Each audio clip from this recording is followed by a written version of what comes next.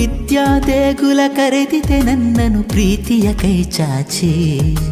ಹೊರಡುವೆ ನಾನು ಶಾಲೆಗೆ ಇಂದು ಗೆಳೆಯರ ಜೊತೆಗೂಡಿ ವಿದ್ಯಾ ದೇಗುಲ ಕರೆದಿದೆ ನನ್ನನು ಪ್ರೀತಿಯ ಕೈ ಚಾಚಿ